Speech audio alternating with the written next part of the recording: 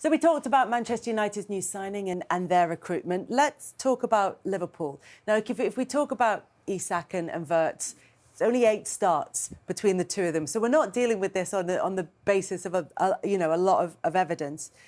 But is the evidence there that they are going to click, that they are going to start producing? I think the evidence is definitely there with Isak because he's been in the Premier League before. You know, and he was fantastic for Newcastle. He's got to score that chance. When he's and going Slot through. says now his pre-season's over. He's now ready to be judged. Oh, listen, Listen, I said a few weeks ago, maybe for Florian Wirtz, he's found it tough to get up to the speed of the Premier. It's not just about the goals and assists. Obviously, we know he hasn't got one yet, but it can be in general play as well. And we know there's a different physicality in the Premier League to the Bundesliga.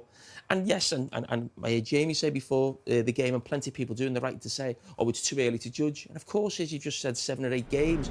But I mean, is there a certain game where it's okay? What do we have to get to? 15, 20? What I'm saying is, it's like you've got to.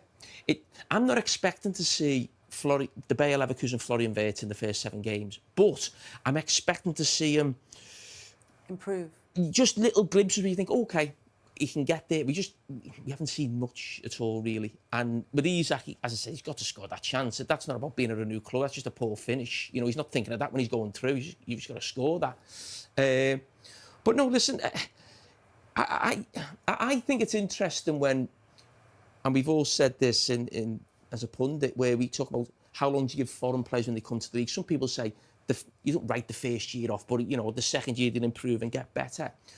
But if I'm being totally honest, in my experience of players who've come to the club when I was a player, if I think of the great foreign signings, and the first one that comes to me, I'll think Sami Hyypiä, Mo Salah, Sadio Mane, Luis Suarez, Didi Hamann coming in. They all hit the ground running.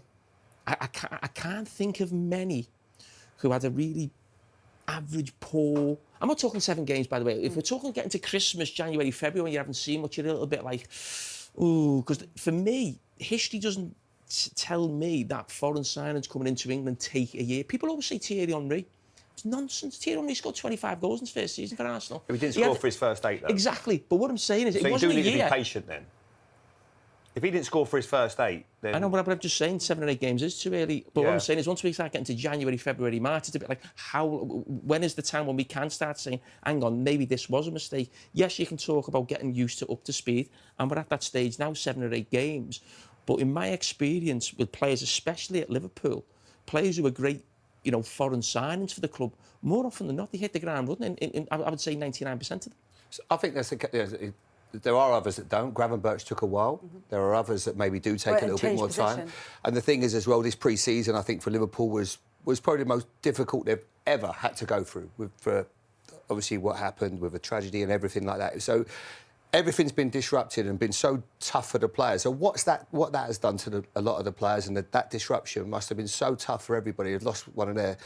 not just a teammate, also a brother to a lot of them. So it's been really difficult. Now, players coming in, like Florian Wirtz, there's been a few moments. If he has the assist against Chelsea and Salah scores for him, we'll talk about, wow, what an assist. He's off, he's running.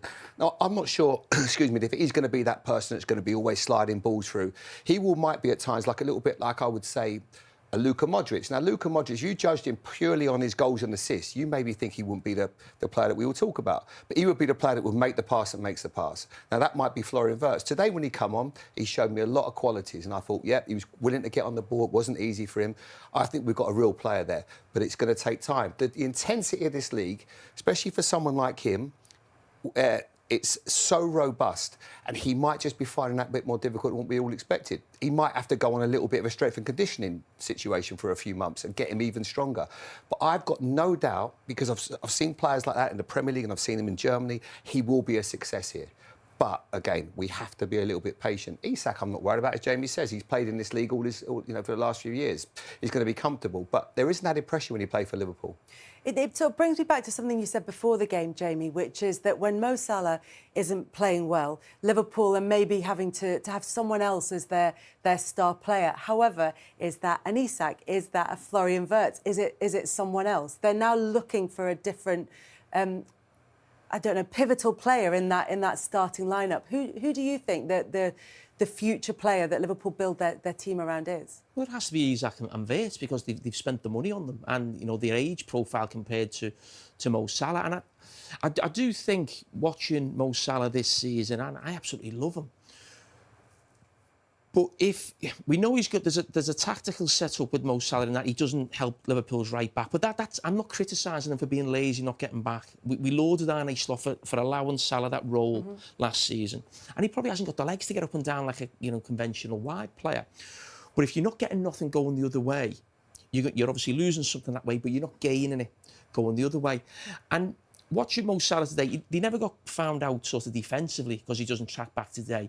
But he was off with the ball. He lost the ball a lot through the game, and that can happen with him even in his prime. But what I would say with Mo Salah right now is I think we're at the stage where I don't think Mo Salah should be like a Virgil van Dijk, where it's like first name on the team sheet. So Liverpool have got 2 away games, one in the Champions League in Frankfurt, and then they go to Brentford. I don't think Mo Salah should start both of those games. He should always be starting at Anfield because Liverpool are going to be on top, be around the edge of the box, and more often than not, he scores in those situations today. But I do think with away games and helping your right full-back as well, I don't think Mo Salah should be starting every game right now, certainly away from home, with the form that he's in. Was he on the bench for the Galatasaray game in Europe? Yeah, and I think we'll see that a little bit more going forward. Just because Will he be okay with that, Jamie? Will he be okay with that, or is he type to spit his dummy out? Or? Probably not. I wouldn't imagine we're not all great with being on the bench, but I think when you get to a certain age as well, I think we all have to understand that as well, and especially when you're not playing well. Where's your argument? It's different if you're banging in the goals and the manager makes a tactical decision and you're frustrated. I don't think Mo Salah's in any position, to complain if he was left out of one of the next 2 away games. But I do think always play him at home. But I think right now playing him away from home in every game, I think the manager should look at maybe something slightly different in terms of Frimpong. What do you think? Is it time to start managing his career? Yeah, a little bit. I mean, Jurgen Klopp did it a couple of times. He didn't like it when he took him off. I remember at West Ham one day and there was a few words crossed between the two of them. So it has happened even a few years ago. So it's not anything new. I mean, do I look at him and think that he's a different player right now? I think last year he was so good early in the season, but there seems to be a drop-off. His form, his confidence is low. He's not looking the same player right now. But when you talk about like world-class players, and I know he's obviously playing a totally different league, but you still have to bring him up. He's Ronaldo and the age he's still at. Now, these are great players and he's so fit. I still think he's got a lot more to offer. He's just having a bit of a bad time. And it's like everybody else in this team. So it's very easy to look at all the different players. There's not one player that I would say, they're at the level they were last year at the moment. And that's what's making it really difficult, not just for the manager, but also for the team. There's lots of dynamics going with the attacking players and who aren't on great form and new players settling. But that's where you go back to basics and start going, at least be harder to beat. Let's attack and defend as a team. Just looks a bit disjointed.